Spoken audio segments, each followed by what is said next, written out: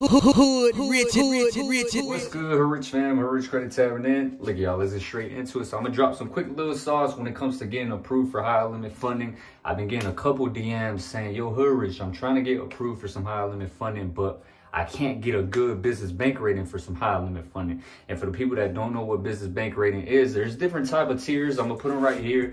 But like, let's say the ideal one that you want to go for is at least the low 5 bank rating, meaning at least 10K maintained into a business bank account for 90 days. But I understand that most of y'all don't have the funds to deposit 10K maintained into that business bank account for 90 days. So I'm gonna give y'all some institutions that you guys can run with that really don't care about banking relationships, okay? Compared to something like Chase, the Bank of America, and these credit unions, because if anybody knows anything about the credit game, credit unions love relationship banking. That's how you get approved for high limit funding, even if you have bad credit. But the only institutions that I could think of right off the dome is Eline Financial credit cards. With Eline Financial, you don't have to open up an account to get approved for high limit funding. You don't have to have a business bank, relationship for 3 months, 6 months before applying. They'll give you a straight approval, stated income. We've seen it multiple times with my approvals with my personal clients, okay? They get straight approvals with Eline Financial with institutions that they back up. For example,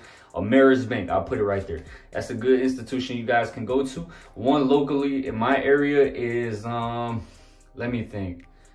South State Bank. South State Bank is another good institution backed up by Eline Financial. Also, too, First National Bank of South Miami. That's another institution that I know, backed up by Eline Financial. Connexus Credit Union, I'm pretty sure they're backed up by Eline Financial. I don't remember.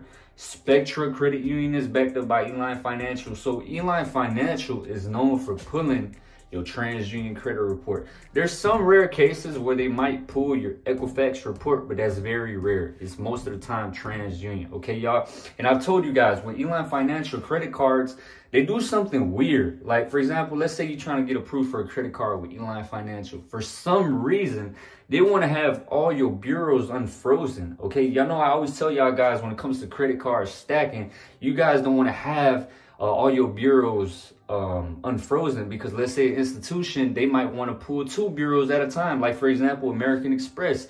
Now they're starting to sometimes pull your TransUnion credit report and also to your Experian. You giving up 2 inquiries for what? You get what I'm saying? It should only be 1 inquiry. So I always tell y'all, freeze the bureaus that you don't need while you credit card stacking. But for some reason, some weird reason, Eline Financial, even though they'll pull only 1 report like your TransUnion, they still want all 3 bureaus unfrozen. It's weird. Like, I got denied for a couple Eline Financial credit cards when I was stacking because the note came in, all your certain credit bureaus were frozen, okay? So at the time, I only froze Equifax and Experian. I kept TransUnion unfrozen.